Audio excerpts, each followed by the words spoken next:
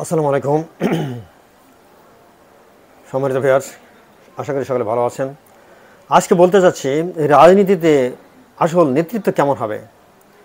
দেখেন, রাজনীতির মূল নেতৃত্ব, আসল নেতৃত্ব যদি বিচক্ষণ না হয়, যদি মজবুত না হয়, যদি সে যুদ্ধের কৌশলের মতো রাজনীতিক কৌশল যদি না জানে, যদি মানুষের হৃদয়কে বুঝতে না পারে, মানুষের মনকে বুঝতে না পারে, কোনো জাতির মনের ভাষা যদি বুঝতে না পারে, যদি জীবনের তার সহনশীলতা সহমর্মিতা না থাকে, তাহলে কি পরিণতি হয়। আজকে আওয়ামী লীগের যে অবস্থা, শেখ হাসিনার এই যে দেশ থেকে পলায়ন পর যে অবস্থা দাঁড়িয়েছে, সেই সেই পরিণতি দেখে এটা স্পষ্ট বুঝতে পারা যায়, অনুভব করা যায় যে একটা বিশাল বড় বিল্ডিং, 10-20 তলা বিল্ডিং যেমন একটা দুর্বল পিলারের উপরে থাকে না, তেমনই একটা বড় রাজনৈতিক দল বা যে কোনো বড় প্রতিষ্ঠান, দুর্বল নেতৃত্ব, শীর্ষ নেতৃত্ব যদি দুর্বল হয়, তাহলে বড় বিল্ডিং যেমন ভেঙে পড়ে যায়, তেমনি এই দুর্বল নেতৃত্বের কারণে সমস্ত বড় দলটা ভেঙে পড়ে যায়। আজকে আওয়ামী লীগ ঠিক তেমনই এক বড় ইমারতের মতো ভেঙে চুরমার হয়ে পড়ে গেছে। কারণ কি? তার শীর্ষ নেতৃত্ব, আসল যে পিলার, যে ভিত্তি, সেটা ছিল দুর্বল। শেখ হাসিনা আসলে বাস্তবিক কোনো জ্ঞানই ছিল না, একটা নিরেট মূর্খ ছাড়া কিছু না। তার ব্যক্তিত্ব, পজিশন, তার অহংকার তাকে অন্ধ করে দিয়েছিল। ভিতর অহংকার, তার দাম্ভিকতা তাকে অন্ধ করে দিয়েছিল। কিন্তু একটা দেশ চালাতে গেলে বা যুদ্ধের কৌশলে, যেমন যুদ্ধের ময়দানে কখনো পিছাতে হয়, কখনো সামনে যেতে হয়, এরকম কৌশল থাকে। কিন্তু যদি মনে করা হয় না, আমি কখনো পিছাবো না, আমি সামনে এগোবো, সবসময় সামনে এগোবো, তাহলে তার মৃত্যু নিশ্চিত। ঠিক আজকে আওয়ামী লীগের সে অবস্থা দাঁড়িয়েছে, এবং সেই সাবেক প্রধানমন্ত্রী শেখ হাসিনার কারণে আজকে আওয়ামী লীগ, এমনকি বঙ্গবন্ধুর মতো শ্রদ্ধেয়, সর্বজন শ্রদ্ধেয় ব্যক্তিও আজকে অসম্মানের শিকার হচ্ছে। বড় বড় ভাস্কর্য গড়ার কি দরকার ছিল? আর সেই ভাস্কর্যের যে অসম্মান, অপমান আমরা দেখছি, এটা সত্যি মর্ম বিদারক। সেজন্য রাজনীতি, যুদ্ধ কৌশল অত সোজা নয়, অত দুর্বল নয়। দুর্বল চিত্ত, অহংকার, যার বিচক্ষণতা কম, যে মানুষের মনের ভাষা বুঝে না, একটা জাতির নেতৃত্ব সে অযোগ্য। শেখ হাসিনা তেমনই একজন। তাই যারা তার পিছনে ছিল, তারা মনে করেছিল না জানি উনি মহাজ্ঞানী, এরকম বলতো। আমরা প্রায় তর্ক করতাম যে বঙ্গবন্ধুর কন্যা হলেও সে বঙ্গবন্ধুর মতো বিচক্ষণ না। বঙ্গবন্ধুর কিছু ভুল ত্রুটির ঊর্ধ্বে, যা হোক, তার যেসব ভালো গুণ ছিল সেজন্য তাকে শ্রদ্ধা করি। কিন্তু বাবা চাচারা করেছে, বঙ্গবন্ধুর আদর্শ দল করেছে, কিন্তু সেই আওয়ামী লীগ আর এই আওয়ামী লীগ আকাশ পাতাল পার্থক্য। সেই আওয়ামী লীগ 71 সালের ছাত্রলীগ এবং বর্তমানে ছাত্রলীগ সম্পূর্ণ আকাশ পাতাল পার্থক্য।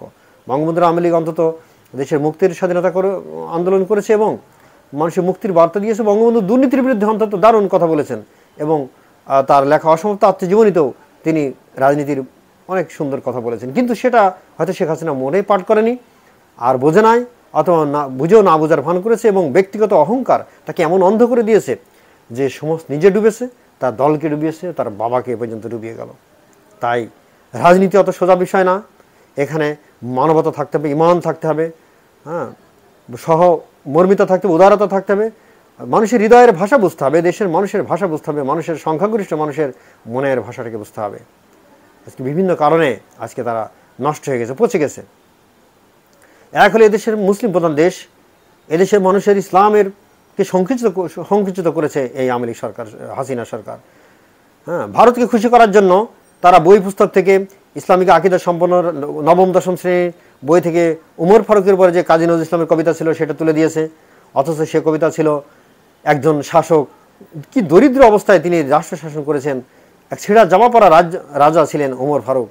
তার সে কথাটা জানা প্রয়োজন। এই দুর্নীতিগ্রস্ত দেশের জন্য এমন শাসক আমাদের দরকার। কিন্তু হাসিনা সরকার ভারতকে খুশি করার জন্য, তার দালালি করার জন্য এই ধরনের গল্পগুলো উঠে দিয়েছে।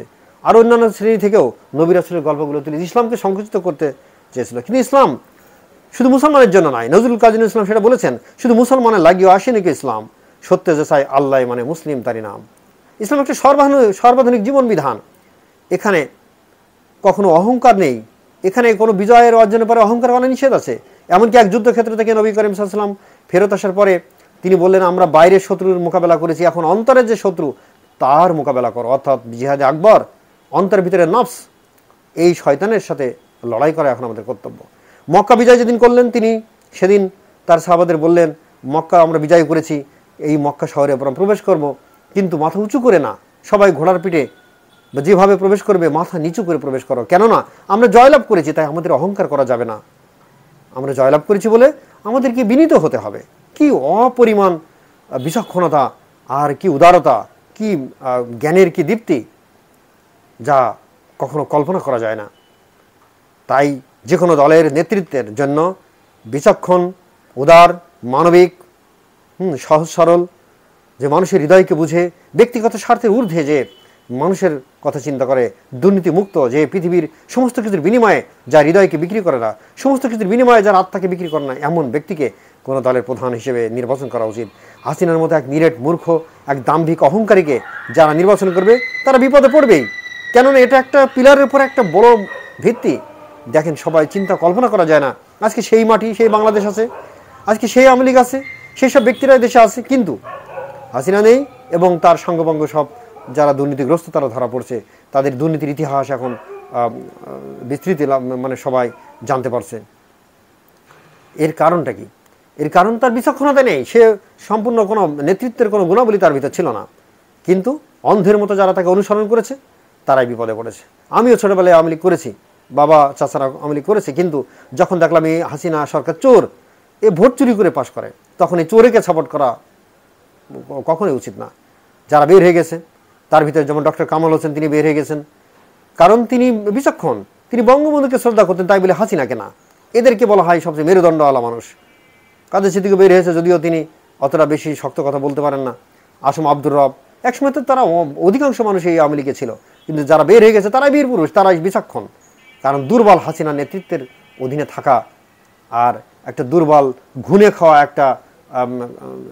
খাওয়া একটা গাছের শিকড়বিহীন গাছের নিচে থাকে একই কথা। এখন মর্মে মর্মে সব হাড়ে হাড়ে সবাই টের পাচ্ছে। এক বড়ই কঠিন রাজনীতি, বড়ই জটিল, বড়ই একটা সমীকরণ বড়ই কঠিন, বড়ই জটিল, যুদ্ধক্ষেত্রের মতোই এটা জটিল। তাই আমরা ভবিষ্যতে যখন কোনো দল করব, বড় দল বা ছোট দল নয়, বড় দল যে করতে হবে এমন কোনো কথা নাই। ছোট ছোট দলের নেতৃত্ব যদি ডক্টর কামাল হোসেনের মতো নেতৃত্ব, যারা কোনো ব্যক্তিগত স্বার্থের ঊর্ধ্বে, তিনি 30 বছর আগে তিনি ফিরে এসেছেন, কিন্তু তিনি কখনোই আপোষ করেননি এই আওয়ামী লীগ সরকারের সাথে। এই ধরনের নেতৃত্ব যেটা থাকবে, সেটা ছোট দল হোক বড় দল হোক করা যাবে। অর্থাৎ যে নেতৃত্ব থাকবে শক্ত, যে নেতৃত্ব থাকবে উদার, মানবিক, মানুষের মনের ভাষা যারা বুঝতে পারে, সেই নেতৃত্বকে গ্রহণ করাই হলো কর্তব্য। ধন্যবাদ সবাইকে। আসসালামু আলাইকুম।